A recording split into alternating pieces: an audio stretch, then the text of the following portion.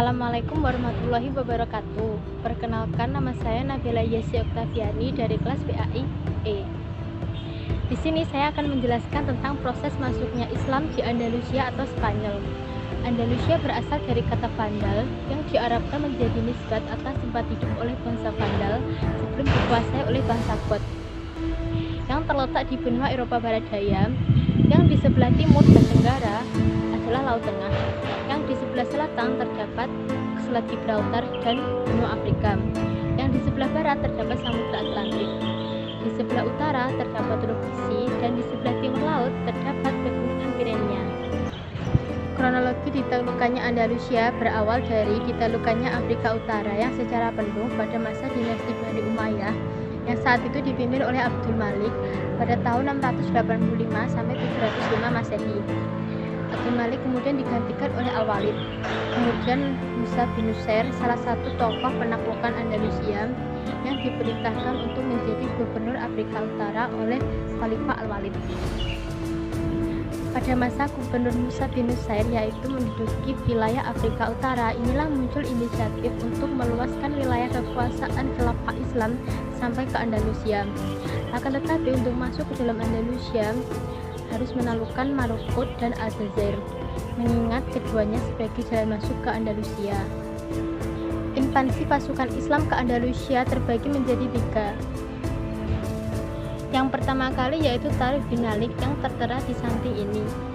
Pertama, Tarif bin Malik atau perintis dan penyelidik, dibantu oleh Julian dengan kurang lebih 500 tentara berkuda dengan melewati selat antara Maroko dan Eropa, atau yang kemudian hari disebut Selat Gibraltar, menggunakan 4 kapal perang. Misi ini sukses dan Tarif bin Malik pulang ke Afrika Utara bersama pasukan membawa banyak ghanimah. Yang kedua, Tariq bin Ziyad. Tariq bin Ziyad membawa total pasukan kurang lebih 12.000 melawan 100.000 pasukan Raja Roderick.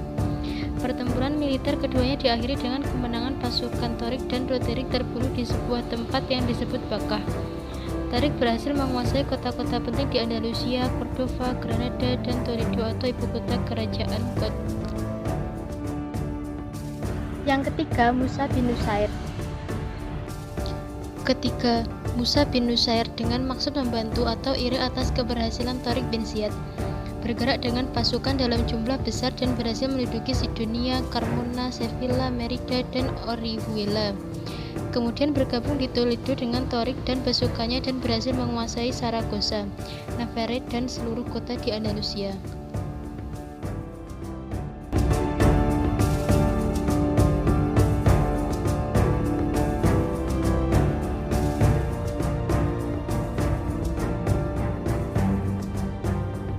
Assalamualaikum warahmatullahi wabarakatuh. Perkenalkan, nama saya Nelly Rusmaningsih. Saya akan melanjutkan pembahasan di atas, yaitu tentang mendeskripsikan peradaban Islam Bani Umayyah di Andalusia dari awal khalifah. Yaitu umat Islam di Spanyol telah mencapai kejayaan yang gemilang. Banyak prestasi yang diperoleh oleh mereka, bahkan pengaruh oleh Eropa membawa juga ke dunia kepada kemajuan yang lebih kompleks, terutama dalam hal kemajuan intelektual. Dalam masa lebih dari 7 abad kekuasaan Islam di Spanyol, umat Islam telah mencapai kejayaannya di sana.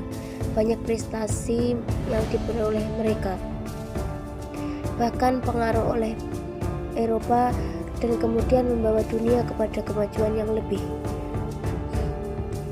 Islam di Spanyol telah mencatat suatu lembaran budaya yang sangat brilian dan bertahun sejarah Islam. Ia berperan sebagai jembatan penyeberangan yang dilalui ilmu pengetahuan Yunani Arab ke Eropa pada abad ke-12.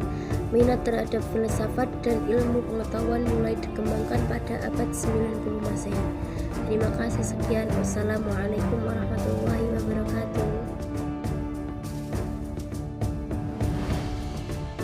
Warahmatullahi wabarakatuh. Perkenalkan, nama saya Muslika. Saya akan menjelaskan tentang kerajaan pemerintahan Bani Umayyah di Andalusia secara umum, meliputi politik, ekonomi, budaya, iptek, serta seni arsitektur. pada masa kejayaan Bani Umayyah di Andalusia merupakan nama bagi semenanjung Lebinia pada zaman kerajaan Bani Umayyah di Damaskus. Dinasti Umayyah merupakan pusat di Damaskus. Kemunculan dinasti Umayyah di Andalusia secara spesifik dimulai dari lolosnya salah seorang anggota dari keturunan Bani Umayyah bernama Abdurrahman dari kepungan pasukan Bani. Beberapa pengaruh terhadap perekonomian dinasti Umayyah meliputi yaitu dapat mencetak koin emas sebagai alat transaksi yang sah untuk tukar-menukar barang ataupun jasa. Setelah putus dari kekuasaan Abbasiyah, yang kedua yaitu dapat membangun kota satelit dengan nama salah seorang selirnya yaitu Az-Zahra di sebuah bukit pegunungan Sierra Monera.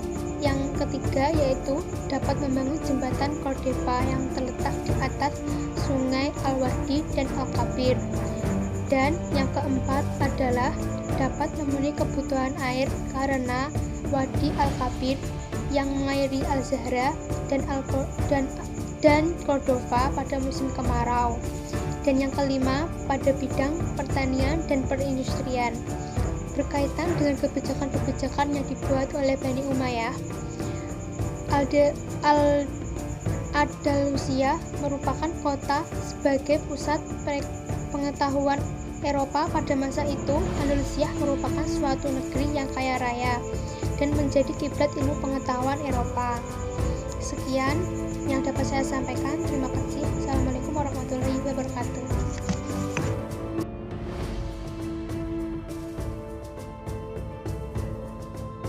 Assalamualaikum warahmatullahi wabarakatuh. Perkenalkan, nama saya Nabila Zahratunisa. Di sini saya akan mempresentasikan tentang keruntuhan peradaban Islam di Andalusia. Ada 3 catatan penting mengenai keruntuhan peradaban Islam di Andalusia. Yang pertama, perpecahan umat Islam pada saat itu. Yang kedua, cinta agama, cinta dunia dan tak berdamai. Yang ketiga, memudar atau hilangnya peran ulama pada saat itu. Yang pertama, perpecahan umat Islam pada saat itu. Umat Islam di Andalusia tidak berbeda jauh dengan umat Islam lainnya. Mereka berpegang pada akidah, berpegang teguh pada mazhab Ahlus Sunnah wal Jamaah. Oleh karena itu, ketika mereka sedang dalam keadaan menghadapi kesulitan dan penindasan, mereka meminta pertolongan kepada saudara-saudara kerajaan Islam di Andalusia, pertolongan kepada saudara-saudara sesama Muslim yang memiliki kekuatan. Kerajaan Islam di Maroko dan Kekhalifahan Utsmaniyah menjadi 2 kerajaan yang mereka kirimkan surat untuk meminta bantuan.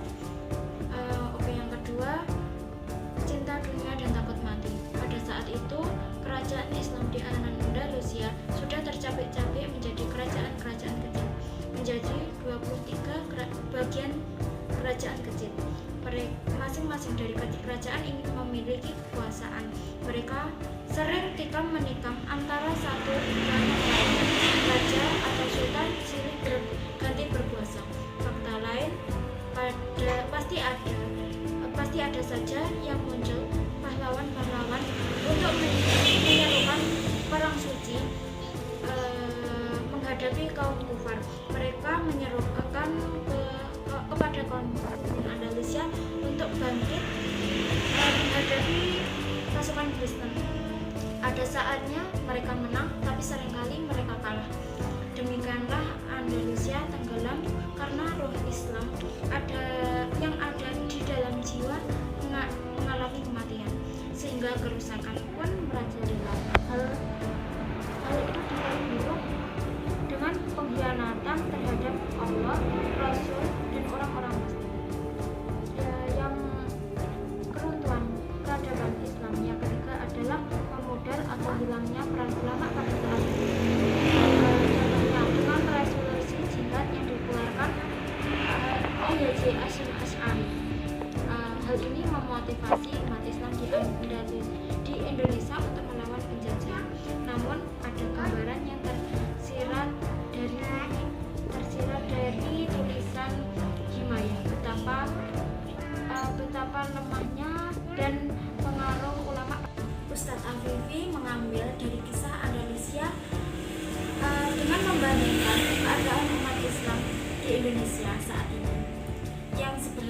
tidak ada bedanya dengan peradaban Islam di Andalusia pada saat itu.